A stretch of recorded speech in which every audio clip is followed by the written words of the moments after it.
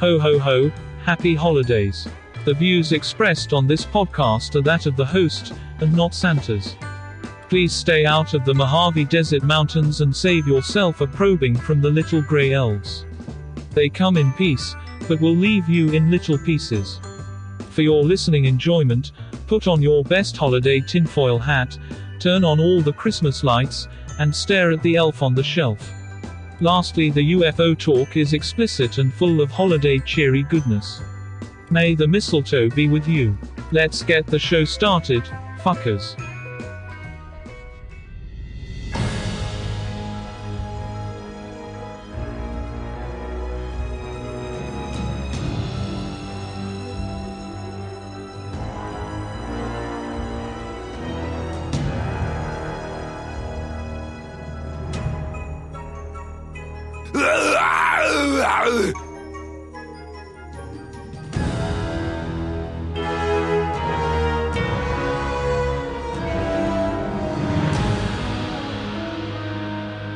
This is the Tempest universe, man. Hold on to your ass. You're in for a hell of a ride.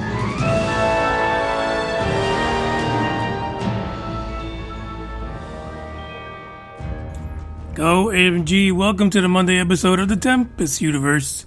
Good day, I'm your host, Manny. Welcome aboard. I'm glad you guys made it today. It is the worst day of the week, and I'm glad I'm here with you and you're here with me so that we can talk some shit about space. Not a single UFO article to be found at all. Not a single one. No aliens. There were some about maybe alien planets in another part of the galaxy. Really weird article talking about like maybe we're in the wrong freaking part of the Milky Way, like we're isolated from everyone else. And so therefore we get no alien action. None whatsoever. So that was one article, but I kind of bypassed it because who fucking cares? Like, who cares if they were somewhere else? Nobody gives a damn. They need to be here with us, hanging out, listening to all kind of craziness on our own planet in our solar system. So there you go. I was going to have an episode on YouTube this weekend, but shit, just life really gets to you sometimes. It's just constant running around. You just can't catch a break, and that's where I was on Saturday. There was just no room for a YouTube episode, sadly enough. I gotta take the loss on that one. I'll take the big L. But we got some good articles to talk about. Finally, we've been vindicated. We'll talk about that in a little bit. But I do want to say this. Over the weekend, I did have some time to think about, what could I do? Like, I'm bringing the holiday cheer early on the podcast, but how can I make it so that I really connect with people? And I was chatting with the guys on Discord. Actually, only one person responded. For fuck's sake. And I'm thinking what I'm going to do is I want to share some holiday cheerfulness with you guys. But you gotta send me your address. I want to share some holiday cards with you. You'll get it sometime before the end of the year. But I want to send out some holiday greeting cards to people that listen. And maybe include a few stickers for the podcast, just as a little, thank you for being part of the Tempest Universe, Dark Horde, and UFO Buster Radio family, if you will. But to get that to me, you gotta do one of these. You gotta follow me, or not. You don't really have to follow me for fuck's sake. You're already listening. But send me an email.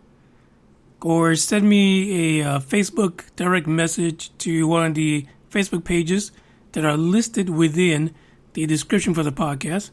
Or you can send me an email, or let's see, what else? How else can you do it? You can join the Discord and privately send me a direct message with your address, and I'll get that shipped out. I don't know. For some reason, I feel like the holidays are they're coming in early this year. I feel like we all need a little bit of cheer. So get yourself some exclusive stickers. Stick them on your dog, stick them on your neighbor's mailbox, stick it on their door, on your brother's forehead. Just stick them somewhere, sharing, because sharing is caring. And, they might want their own sticker themselves. It's just a small thing that I can do just to, share the holiday cheer with you guys. You never know. There might be something else in the envelope, for fuck's sake. Just not COVID or white powders. I'll make sure of that. Other than that, we have a pretty cool episode that we got to go through today. We got some good news and some bad news. Especially if you're a fucking astronaut. Some badass news. You know, sometimes I've been thinking, if I curse a little less, would more people listen? I'm not really sure they would. I don't know. It's like a strange feeling. But we're going to get into that first, the very first song for today. But before that, we do have a message from our president. We have put together, I think, the most extensive and inclusive voter fraud organization in the history of American politics. What are we doing? What's going on right now? Get up, stretch my legs. Eat some breakfast, milk and eggs. Brush my teeth up, wash my face. Start my day. Wake up, get up, stretch my legs. Eat some breakfast, milk and eggs. Brush my teeth up, wash my face. Throw my clothes on, start my day. Wake up, I can smell the smoke from the bacon. Let's go, see the sun shining from the windows. Okay, I know that today'll be a good day. Okay, I know that today'll be a good day. A, B, C, 1, 2, 3. Drink some water, brush my teeth. Get out of bed and I stretch. Bed in my hair is a mess. Look through my clothes for a fit. Anything I do is drip. Feel like a kid when I'm tick-tocking. I still keep it real as it is. I show my age, I don't switch often. I'm just as a dad as it gets. Try taking naps with my kids talking. I'm guessing this life how it is. And I can't wait for the weekend. Keep jammies on like I'm a kid. Wake up, get up, stretch my legs. Eat some breakfast, milk and eggs. Brush my teeth up, wash my face. Throw my clothes on, start my day. Wake up, I can smell the smoke from the bacon. Let's go, see the sun shining from the windows. Okay, I know that today'll be a good day. Okay, I know that today'll be a good day. Feel good, feel great, can't complain. Look out my window, see birds and planes. Sun's out, some clouds, it might rain. Siblings on my nerves again. Summertime, go for a swim. Wintertime, go grab a sled. Spring, I might need an umbrella. Fall back in school with my friends. Attitude change like the weather. My mom tell me it never ends. Like clocks, we evolve in a circle. Every 12 months we do it again. Wake up, get up, stretch my legs. Eat some breakfast, milk and eggs. Brush my teeth up, wash my face. Throw my clothes on, start my day. Wake up, get up, stretch my legs. Eat some breakfast, milk and eggs. Brush my teeth up, wash my face. Throw my clothes on, start my day.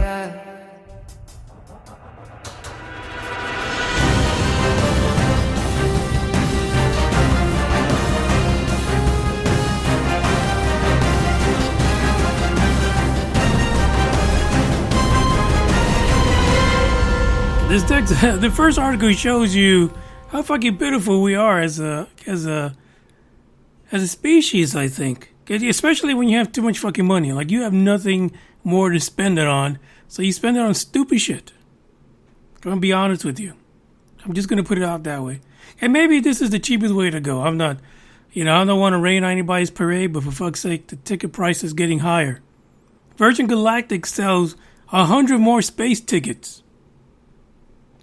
They're barely in fucking space. What are you talking about? They barely get up to that Kármán line.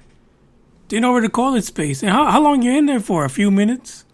Come on, not even William Shatner got up there to have an orgasm because he knew it wouldn't be that long. Not that he wouldn't be used to that, but I'm just saying. This is what I'm saying. I'm saying what I'm saying. So, since 2005, from 2005 to 2014, Virgin Galactic has sold 600 tickets to get on their little ship, their little airplane that gets dropped from another airplane. You go up there, you spend a few minutes up there, and you're down. That's it. These tickets were between 200 to 250,000 simoleons. Big ones. A shitload of money, to be honest. That's how much they're spending. That's how much they spent, actually. These guys, the first 600, they got a fucking bargain. If I could be honest about it, because the guys now, the folks that spent $450,000 per ticket of those 100 that they've sold since Richard Branson took off over the summer, and he gave that long ass speech that no one fucking understood. That speech, seeing him floating around in almost near zero gravity, sold him another 100 tickets. Isn't that freaking crazy? That is just bananas. 700 tickets, and I don't understand why. It is just like Bezos' flying penis. It truly is an expensive roller coaster ride. I mean, fuck, you probably get better thrills from a roller coaster, and guess what? They won't even charge you as much to do it again. This is what's happening with space right now. This is fucking nuts. So these guys, all 700, hopefully, next year, will be able to, cash in their tickets to get a flight on this damn Virgin Galactic aircraft. It's really an aircraft, not even a spacecraft. Come on, let's be honest about it. I bet you not one single flat earther would spend their money to go on that shit. This is what I'm saying. I don't understand. I don't understand what the hell's going on. It makes no sense. Like, I'd rather save up some more money and possibly get on Jeff Bezos' phallus. I'd rather get on New Shepard to go up that route, because for the fuck's sake, this is just... I don't know. It's such a waste of money. You know, the FAA actually grounded Virgin Galactic just this past summer. During July. Because they didn't even make their damn designated airspace.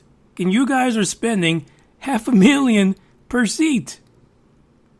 When there's a good chance, you'll be fucking disappointed. And you're probably not going to get a refund either. This is what I'm saying. There's a problem with this. Like, literally. And there is no self-respecting flat earther that's going to be found on that. And that's really what we need. We need the head flat earther to get on Jeff Bezos' phallus, because I don't think Virgin Galactic is going to do it for them. Can finally solve the riddle of the Sphinx. Find out whether or not we're sitting on a globe or on a turtle. But, these prices have got to come down, because I don't know. Maybe we can convince Jeff Bezos to give a flat earther a free ride. Just to, just solve this shit once and for all.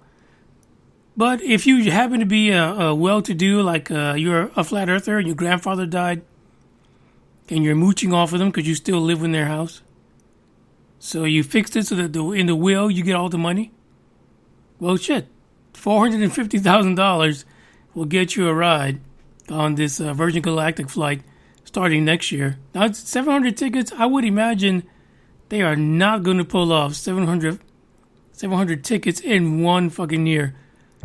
You guys are in for a long wait. That's all I'm saying. But it is what it is. Michael Colgazier, he is the CEO for the commercial wing of Virgin Galactic, and says we are entering our fleet enhancement period with a clear roadmap for increasing the durability, reliability, and predictability of our vehicles in preparation for commercial service next year. Hopefully that means you hit the fucking target, right? You don't come up short. That way I'd be freaking pissed off as hell if I pay $500,000 and really don't get nowhere. He says the demand in space travel is strong. That's not fucking traveling, dude. Come on, Michael. That's not traveling, especially not space travel. But he says they're selling seats ahead of pace of what he planned. Listen, let's be honest. There's a lot of people who came out of COVID, let's not call it COVID, the Wuhan flu era, pretty fucking rich.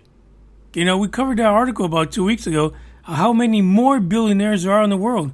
Somehow these people knew how to make money during the pandemic, and for fuck's sake, some of them are probably spending it going into almost low orbit so they can float around for just a little bit in microgravity and then come back down, and I don't know. Like, really, what's the big sell there? Like I said, I'd rather be, riding around in Jeff Bezos' little phallus than being inside of a capsule sitting on a rocket than being launched from an airplane.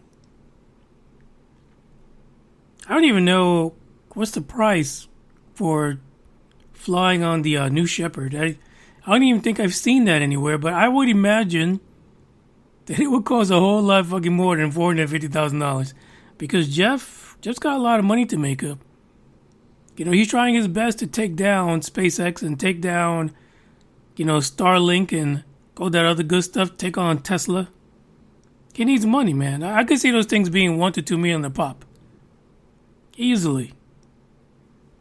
And really, to be honest, he needs to grow his phallus a little bit. It's a bit small to really make a go at it. So maybe with time, he'll be able to correct that. And we'll see what happens. Now, would I pay $500,000 for, a flight into low orbit that the year before misses target? No, I don't think I would. This is like the whole first year thing. You know how people, there's some people that run out and they buy the first year of a vehicle, and then by the time you get like 3/4 to a year, the shit's fucked up. All the technology sucks, shit's falling off. You got all kind of recalls. This is it. This is what the first year of Virgin Galactic is going to be like. So I'd rather wait. So, the guys that just purchase $450,000 tickets, which probably they won't even be able to get on until like what? Who knows, 2023, 2024. They got the right idea, but they pay too much for it. They need to, play let's make a deal. And see if maybe Virgin Galactic will cut them a deal, especially in the event that there's some incidents where they don't reach low orbit. But that's definitely a discount-worthy situation if they can't even hit the mark. There's more from the CEO in the article, but like I said, $450,000, I'll wait for something else. I'll freaking take one of those hot air fucking balloon rides out in Florida or out over Las Vegas into low orbit space and do that shit, because that's not even going to cost as much, for fuck's sake. And I bet you last up there a whole lot longer than what you're going to do with the old Virgin Galactic and Sir Brancelot. Check this out.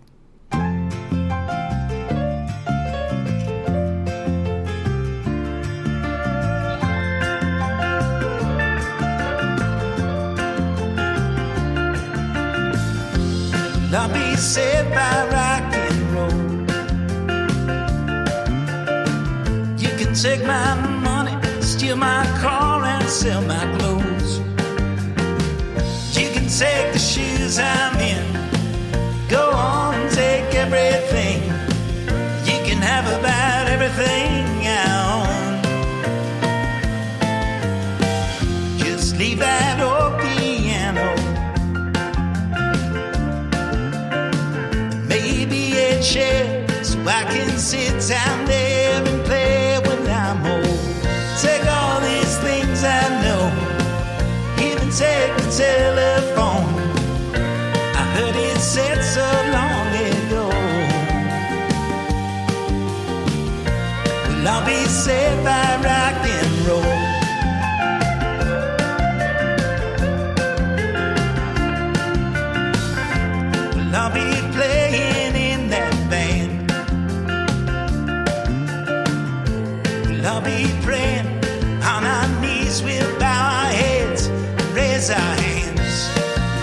shake us by our soul, and we praise that rock and roll. You can have my home and have the yard. Just leave my one guitar and leave me here, and I can play until the day turns dark. Take all the TV shows, go on, take all I own, and I'll be fine. I'll sit right here and pick by God, it's good to know we'll all be saved by rock and roll. You can hear them playing every evening, and you can hear them playing every day, and they won't stop until they say someday we're all gonna be ringing that bell. One day we'll hear the sounds that can liberate us, can take us out of hell. And come that day we see the end, we'll just start up some angel band, leave the world and all those things we bought down there so far below. Just bring my whole piano, maybe a chair, so I can sit up there, play every song I know, and go round up George and Harry, John and Jerry. Gonna have ourselves a show, I heard it said so long ago. And I'll be saved by rock and roll, and I'll be saved by rock and roll.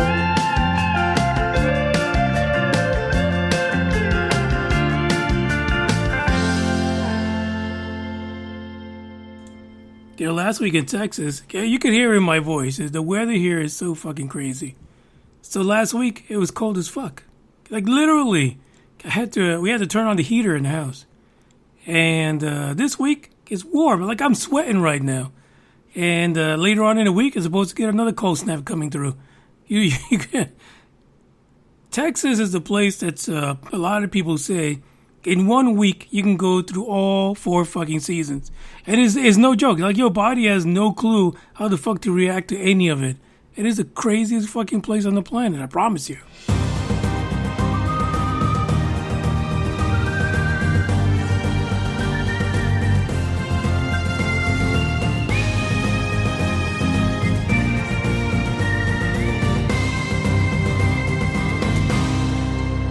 Shittergate 3 is on the way. Shittergate 3. But it's not a pandemic situation. It is a Crew Dragon situation. Yeah. We know that during the, what is it, Inspiration 4?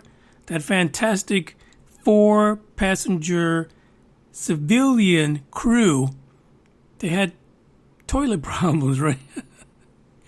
That is the worst thing that could happen to someone, is to know that for 3 days, you've got nowhere to shit.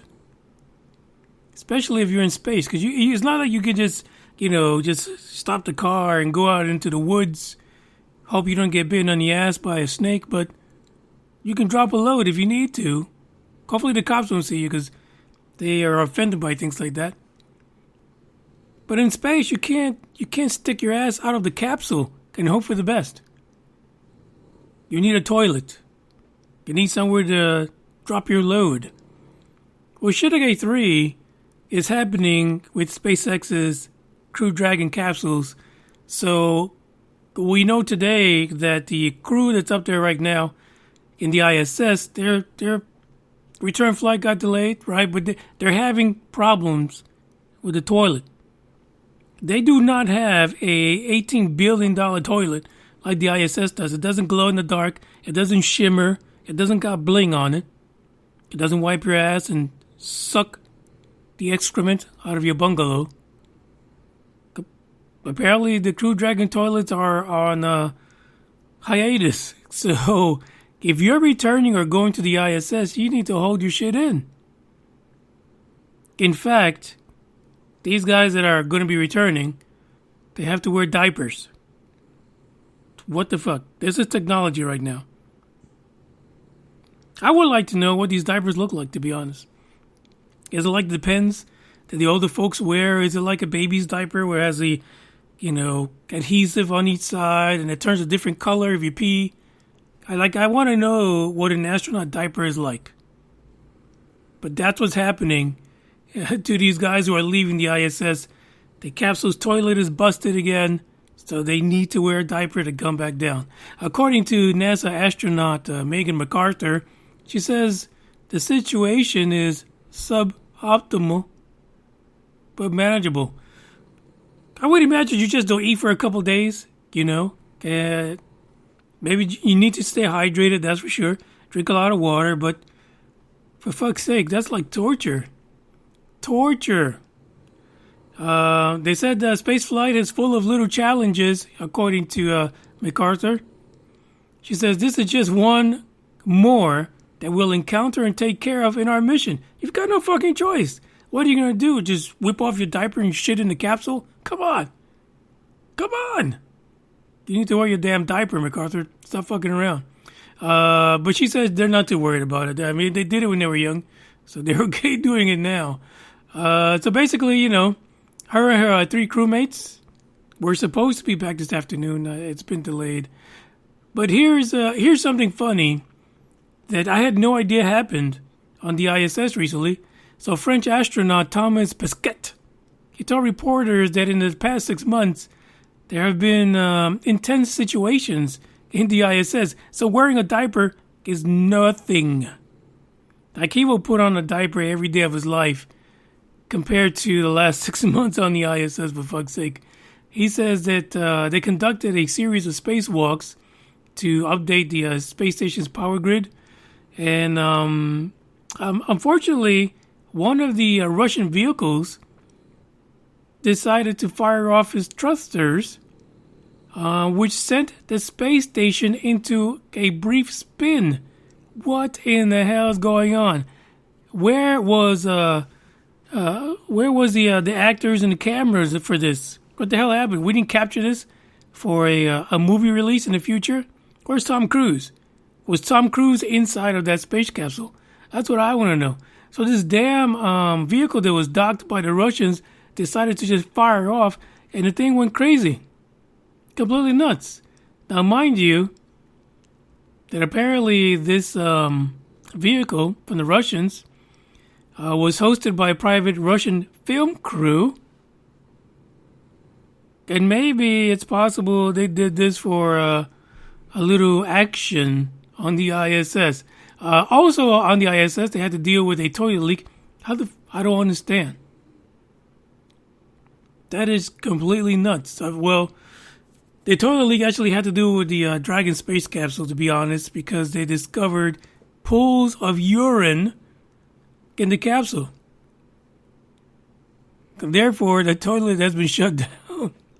Oh my God, how can you have pools of urine? And could you just imagine if they hadn't discovered that, and then they take off, and the toilet's not working, there's urine everywhere, just floating around, okay, and then one of them decides to hit the shitter.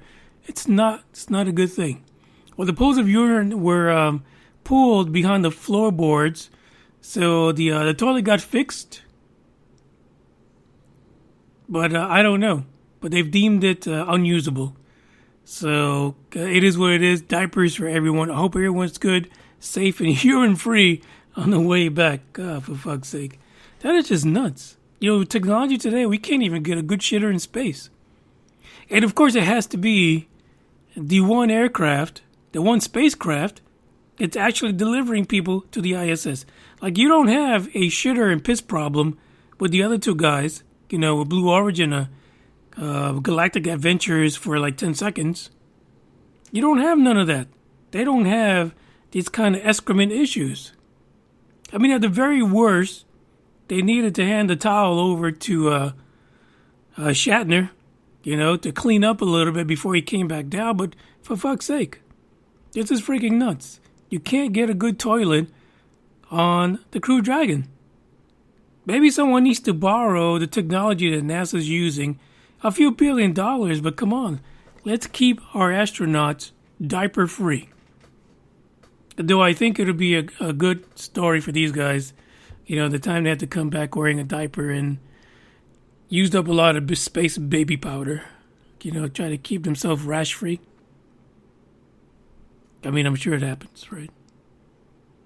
That is that is the story out of SpaceX and their toilet problems. I mean, they gotta figure this out, let's be honest. No one wants to go to the fucking moon in diapers. That's just fucked up. Come on, Elon. Stop screwing around. You give me feelings.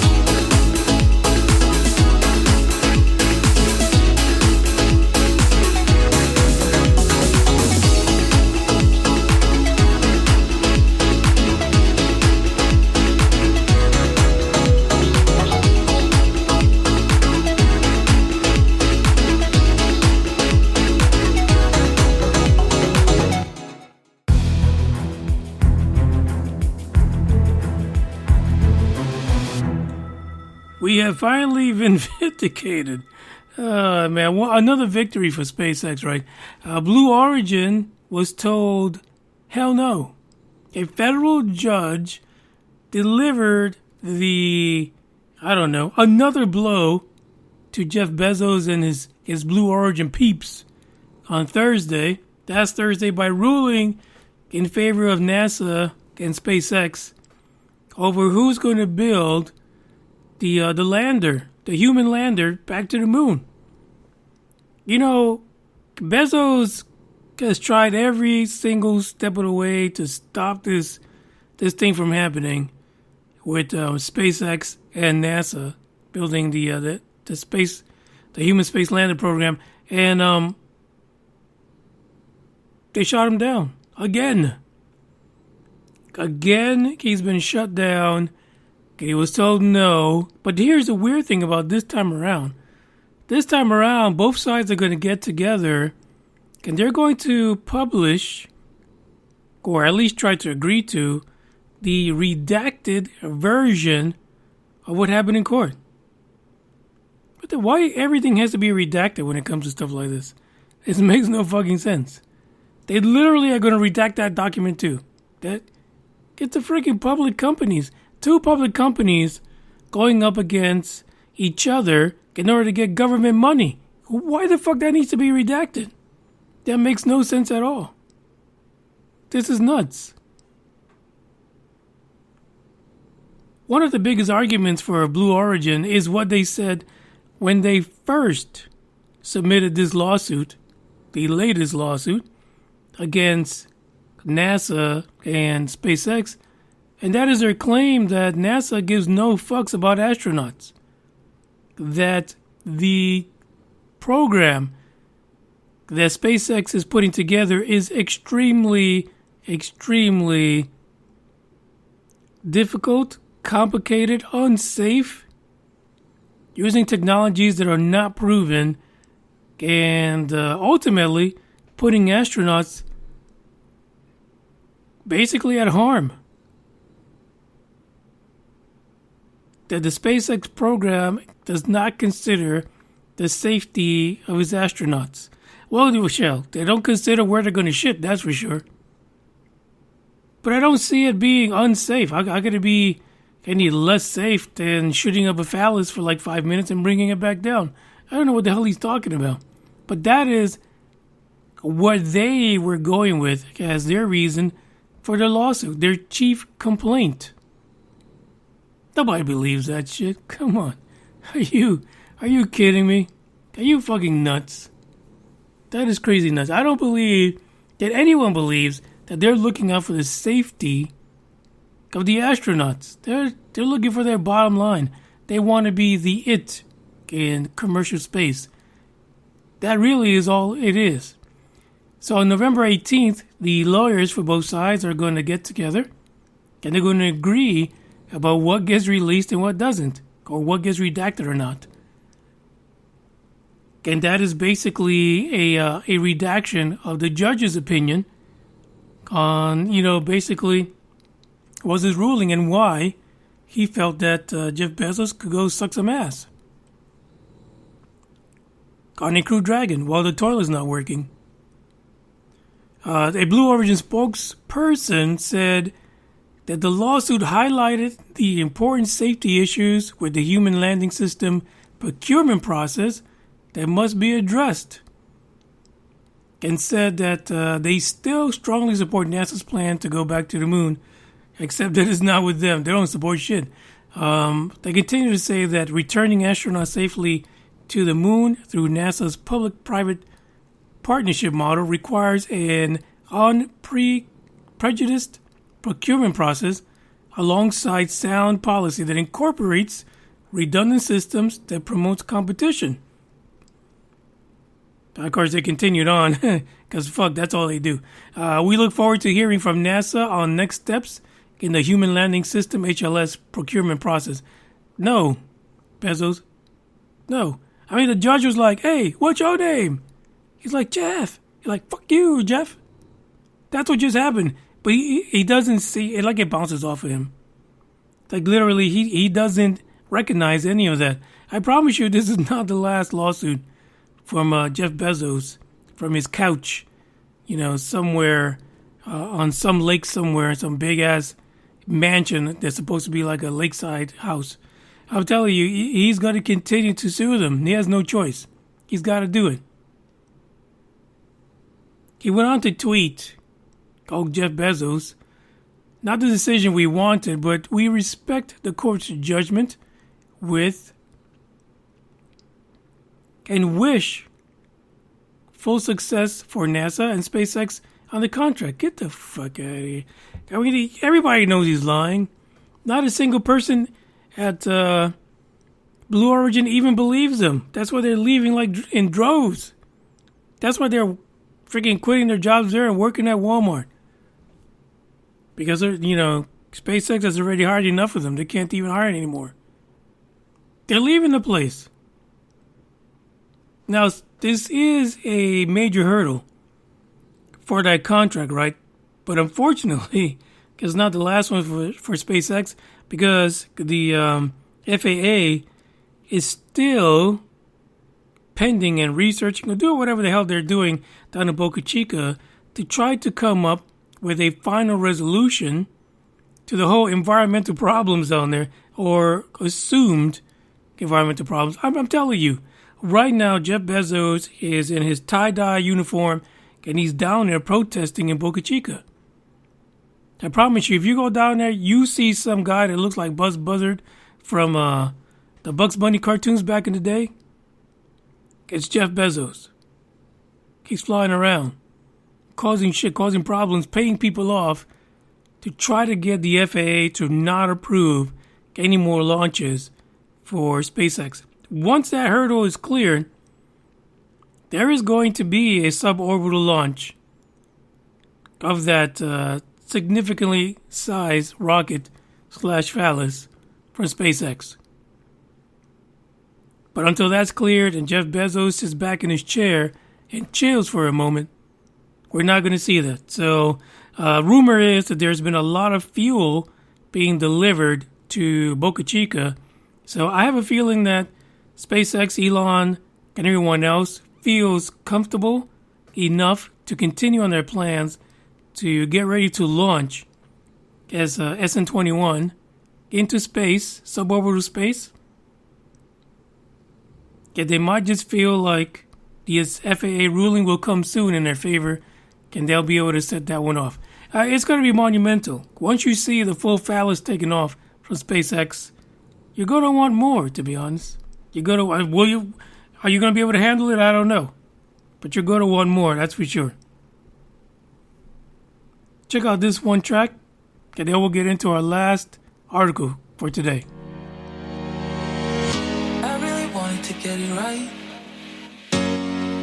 trying to find some balance in my life, but I never really put up a fight, didn't follow my dreams, and now I'm losing sleep.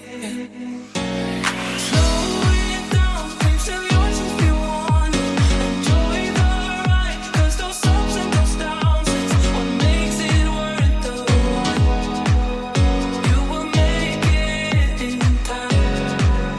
What if I lost touch? What if I'll never get it right? I try to follow my heart, but I lost it somehow. Wish that someone could say it will be okay. Just listen to me as I say you'll make it in time. You'll make it in time. You'll make it in time. You'll make it in time.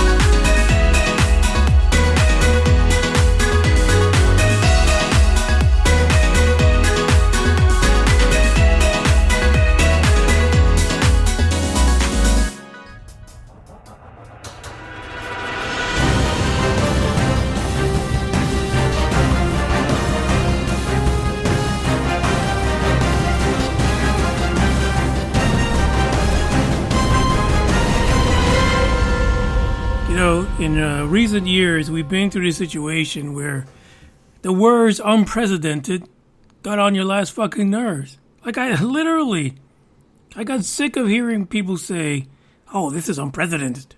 So fucking what? In a couple years, that'll be unprecedented. 10 years from now, we'll have the Middle Eastern Wuhan flu. I don't know. But it got on my last nerve. I didn't want to hear that anymore.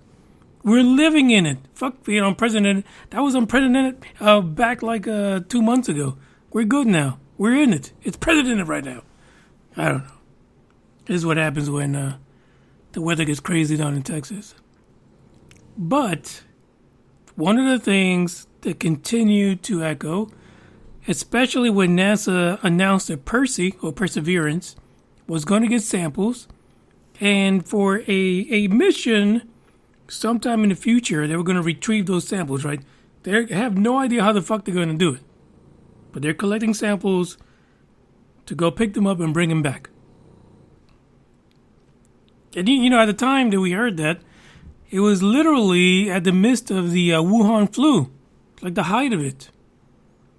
And maybe, I know I was thinking about it, I don't know about you guys, but I was thinking, how the fuck can we have a pandemic that comes from a place here on our own planet? How the hell are we going to bring samples from another planet and feel like that's a good thing to do? Like, that's like, the cat's meow. Let's do it. There's an article that was on archive.com, linked in the description for you, where there's people right now who are, experts on things like biology and all this other stuff, who are saying maybe that's not a good idea.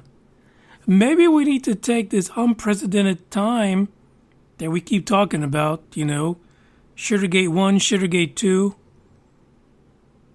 Maybe we need to learn from the Wuhan flu situation and not be so happy-go-lucky to go bring a bunch of samples from another planet without knowing first what the samples are made of or what could be in it. So experts are getting together and they're saying we could be setting ourselves up for another super pandemic, to the point where this material that's coming from Mars could bring us to the brink of total annihilation from some serious unknown organism or virus that could probably spread among us like hot potatoes or Biden farting. The new pandemic or an epidemic. You pick how severe it's going to be. According to a NASA astrophysicist, Thomas Zurbuchen, he says, with the most sophisticated scientific instruments, we look forward to amazing discoveries, including exploring whether life ever existed on Mars. He's excited about bringing back samples. It's basically what it comes down to. But Barry De Gregorio, he's a science writer, and he says, listen, I don't think that bringing samples directly from Mars is safe right now, at least until more studies are done on the Martian surface to evaluate if there is existing life and not just microbial fossils. And that's the problem, right? NASA's missions are all about the fossils. How was life 3 billion years ago? No, for fuck's sake, how's life now? How's the shit that you're trying to bring back? Let's talk about that. That's what's important. Now, what I like about this article is that it had 2 quotes from Carl Sagan himself. 2 quotes that he wrote in his book, The Cosmic Connection, An Alien Perspective. Carl Sagan published this in 1973, and here is 2021, and it's like he saw the future. Here's a quote from Carl Sagan's book. Precisely because Mars is an environment of great potential biological interest, it is possible that there are pathogens there, organisms that, if transported to the terrestrial environment, could cause enormous biological damage a Martian plague, quote unquote, the twist in the plot of H.G. Wells' War of Worlds, but in reverse. This is Carl Sagan in 1973. Like he's fucking psychic right now. He sees it way back then. There's another quote in here that says, on the one hand, we can argue that Martian organisms cannot cause any serious problems to terrestrial organisms because there has been no biological contact for 4.5 billion years between Martians and terrestrial organisms. On the other hand, you can also argue equally that terrestrial organisms have not developed defenses against possible Martian pathogens, precisely because there has been no contact for 4.5 billion years. The chance of such an infection can be very small, but the risk, if it occurs, can be very high. It is funny that a few weeks ago there was an article from NASA that says that the reason why they don't feel that organisms, brought to the planet from Mars, that they would harm human beings, is because of the fact that there is no shared DNA. That organisms on our planets have evolved to attack our DNA, to attack our ability to fight them off. They've bioengineered themselves naturally. They've evolved to become our Achilles heel. And therefore, if they bring some kind of organism, some kind of a disease, a microbe, or whatever it is, a virus, from Mars, it would have little to no effect on us. But what if Carl Sagan's right? What if, as many people believe, there is a shared biology between Mars and Earth? And maybe there is a microbial presence on the planet that can cause us harm, but yet we're going to pick it up and just bring it here, all happy-go-lucky, and wait for the next pandemic to clear out the planet. I mean, for fuck's sake. Now, there is no doubt that I'm sure, hopefully, that NASA will cross his T's and dot his I's. But we know from prior studies about NASA is that they're not very good. As much as you want to believe, as much as they run around with their little white suits and they put their little, their condoms over their shoes, and they wrap themselves in a full body condom, that they still allow organisms to get through, because it is not a surefire process that they have to avoid organisms from going from one place to another. This is why whenever they find traces of life, organic life, on any of their vehicles that are off-world on Mars or wherever, that they always question it. They always question whether or not those organisms came from our planet, because they fucking suck at keeping them away. Which means they will suck major phalluses when it comes to bringing organisms from another planet here. So these concerns about future retrieval of Mars organisms or Mars viruses, it's a real thing. And something that NASA is going to have to address before they kill off the whole fucking entire planet and make the Wuhan flu look like a cakewalk. Now, the only bad thing is that NASA's not the only one trying to bring back samples as far as space programs go. So whoever is the first one to bring back the next super virus from outer space is the one who will earn that name as far as the flu is concerned. So lots of things coming up in the future. Most of us will be dead by then, but hopefully not dead by it. I thank you guys for listening. Don't forget, hit me up.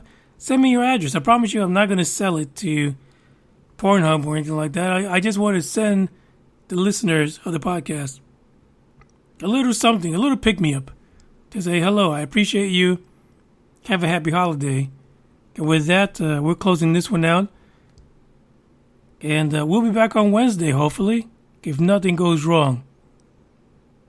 Auf Wiedersehen.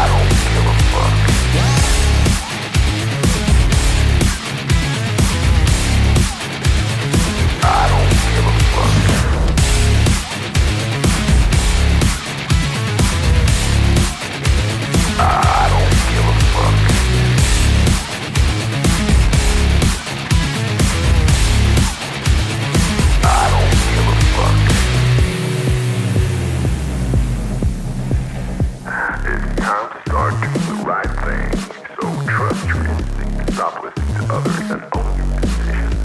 People will always tell you what to do, speak and how to live. So let's create space for the matters most to you. You'll be glad you did. Now start reclaiming your time and your mental well-being by saying no more. No more. Say it loudly and proudly. In other words, fuck you.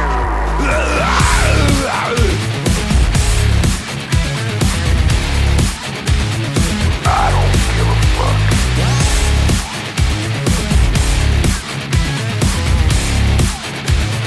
I don't give a fuck.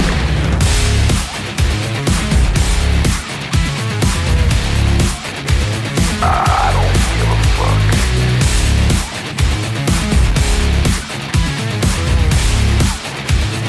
I don't give a fuck.